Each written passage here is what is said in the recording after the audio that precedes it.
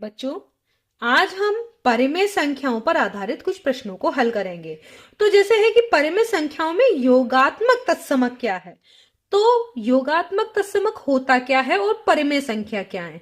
तो परिमेय संख्या आप जानते हैं जिन्हें p बटे q के रूप में लिखा जा सके और जहां q शून्य ना हो, तो ये है परिमेय संख्या। अब परिमेय संख्या में योगात्मक तत्समक वो संख्या होती है जिसे किसी संख्या में अगर हम जोड़ें तो क्या है, वही संख्या है। तो p अपॉन क्यू ही आना चाहिए। तो अब क्या होगा यहाँ पर, हाँ आपने सही समझा, शून्य। p अपॉन क्यू यानी क्यू किसी भी परिमेय संख्या में अगर हम शून्य जोड़ दें तो वही संख्या आएगी। जैसे कि 2/5, इसमें अगर हम शून्य जोड़ें तो 2/5 ही आएगी। योगफल जो होगा वो 2/5 ही होगा। तो इसका मतलब है कि परिमेय संख्याओं में योगात्मक तत्समक क्या है, योगात्मक तत्समक है शून्य। ठीक है, तो आपको ये समझ में आ गया होगा। नेक्स्ट क्वेश्चन करते हैं। 0/2 का गुणात्मक प्रतिलोम क्या होगा। तो आप जानते हैं कि 0/2 जो है यानी 0/2 ये एक परिमेय संख्या है। गुणात्मक प्रतिलोम ऐसी संख्या होती है जिन दोनों की गुणा करने पर गुणात्मक तत्समक यानी 1 आ जाए। अब ऐसी कोई भी संख्या नहीं है जिसको कि आप इससे गुणा करें, यानी अगर हम 2/0 करते हैं तो शून्य से भाग परिभाषित नहीं है। तो यहां पर कोई ऐसी संख्या है ही नहीं जिससे कि अगर हम 0/2 की गुणा करें तो गुणनफल 1 आए यानी गुणात्मक तत्समक आए। तो 0/2 का कोई भी गुणात्मक प्रतिलोम परिभाषित नहीं है। ठीक है, तो आप इसको इस तरह से कर सकते हैं। अब अगला क्वेश्चन आया कि यदि ये एक संख्या दी हुई है, ये एक यहां पर देख रहे हैं ये पूरी एक संख्या है, यानी यहां लिखा है 3 4 1 2 9, एक यहां पर जगह छूटी हुई है। अगर ये संख्या 3 से विभाज्य हो तो ये जो रिक्त स्थान है यहाँ पर कौन सी संख्या होगी। तो 3 से विभाज्यता परीक्षण मैंने आपको पहले बताया है कि 3 से विभाज्य वो संख्या होती है जब संख्या के अंकों का आप योग करें। तो अंकों का योग करेंगे इस तरीके से, यहां पर वो संख्या होगी और यहां पर 6 अंकों का योग करने पर वो 3 से जो योगफल आए वो 3 से विभाजित हो तो पूरी संख्या 3 से विभाज्य होगी। तो आप इनको जोड़िए जरा। तो 4 3 7, 7 और 1 8, 8 2 10, 10 9 19, 19 और 6 आपका हो गया 25। तो आपको और कितना चाहिए यहां पर। तो आप जानते हैं कि अगर हम यहां पर 2 कर दें, ठीक है, अगर 25 के बाद अगर यहां पर हम 2 कर दे रहे हैं तो कितना हो जाएगा 27, और 27 3 से विभाजित होता है। तो ये कौन सा अंक होगा यहाँ पर 2। अब देखिए 6 2 8, 9 8 17, 18 19 20, 20 और 7 27, 27 जो है वो 3 से विभाजित होने वाली संख्या है। तो यहां पर कौन सा अंक आना चाहिए 2। तो इस तरीके से आप निकाल सकते हैं कि कोई भी संख्या में कोई भी मिसिंग अगर दिया है और 3 से विभाज्यता पूछी गई है तो आप इसी तरीके से इनके अंकों को जोड़िए और जितना भी 3 से विभाजित होने में कम आ रहा है वो यहाँ पर संख्या अंक आप लिख देंगे। ठीक है, तो ये आपको समझ में आ गया होगा। अब नेक्स्ट क्वेश्चन करते हैं।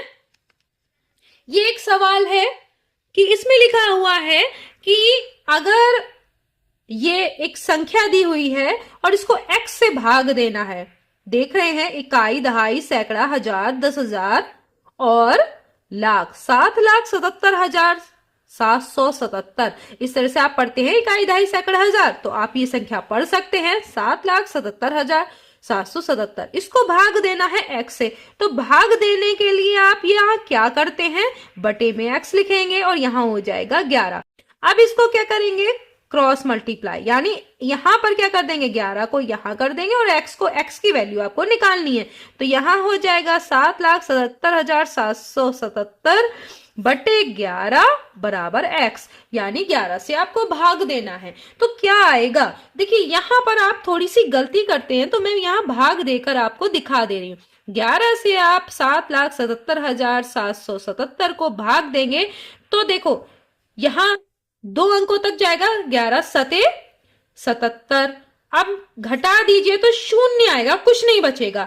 तो आप यहां पर एक 7 उतारेंगे, लेकिन अब देखिए एक 7, ये जो 7 उतारा है 7 11 से कम है, तो आपको अगला 7 भी उतारना होगा। अगले जब 2 अंक एक साथ उतारते हैं तो शून्य लगा के उतारेंगे, फिर 11 सते 77, अब फिर से चला जाएगा, फिर शून्य बचेगा, फिर आप 7 उतारेंगे, लेकिन इस 7 से काम नहीं बनेगा, क्योंकि 7 जो है, जो शेषफल है यहाँ पर आ रहा है, यहाँ पर जो जितनी संख्या आ रही है वो क्या 11 से कम है, तो अगला 7 भी चूंकि है तो आपको उतारना होगा। उतारने से पहले आपको 0 लगाएंगे और उसके बाद ये 7 भी उतार लेंगे। अब फिर से जाएगा 11 सते 77 और शेषफल शून्य आएगा। अब कुछ भी नहीं आगे है तो यहाँ शेषफल शून्य हो जाएगा।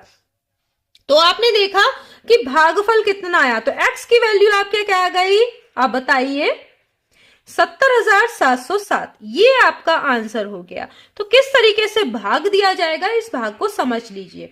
अब एक आपका क्वेश्चन आता है कि मध्य की परिमेय संख्या। मैंने आपको ये पहले भी एक वीडियो में बताया कि मध्य की परिमेय संख्या कैसे निकालते हैं। अगर 2 परिमेय संख्याएं दी हुई हैं तो क्या करते हैं, पहले इन दोनों संख्याओं को क्या करेंगे, जोड़ेंगे, जोड़कर जो भी आएगा उसका क्या करते हैं, आधा कर देते हैं।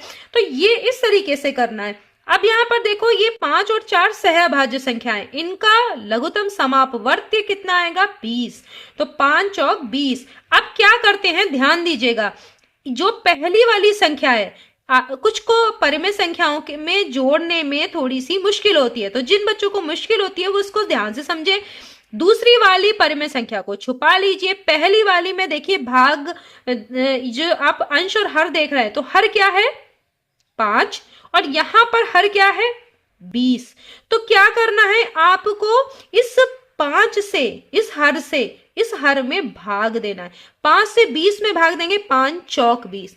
जो भागफल आएगा 4, उसकी ऊपर वाले अंश से गुणा करनी है। 4 की 3 से गुणा करेंगे 12 आएगा, किसका, माइनस का, प्लस 4 की 20 से करेंगे तो आएगा 5 भागफल, 5 की 1 से गुणा करेंगे तो आएगा 5। ये हो गया गुणा में 1/2।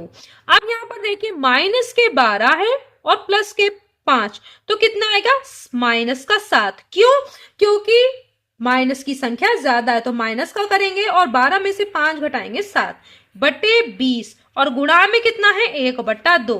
तो क्या हो गया, -7 बटा कितना, 40। ठीक है, -7 की 1 से गुणा करेंगे -7, 20 की 2 से गुणा करेंगे -7 बटा 40 हो गया। तो ये हो गई मध्य की परिमेय संख्या। किसके मध्य की, -3 बटे 5, और इसके मध्य में आएगा -7 बटे 40, और यहां हो गया 1/4। तो ये हो गई बीच की संख्या। तो ऐसे करके हम आप मध्य की संख्या निकाल लेते। तो आशा है कि आपको ये जो क्वेश्चंस हैं वो समझ में आ गए हो। नेक्स्ट वीडियो में हम परिमेय संख्याओं से जुड़े कुछ और क्वेश्चंस करेंगे। तब तक के लिए धन्यवाद।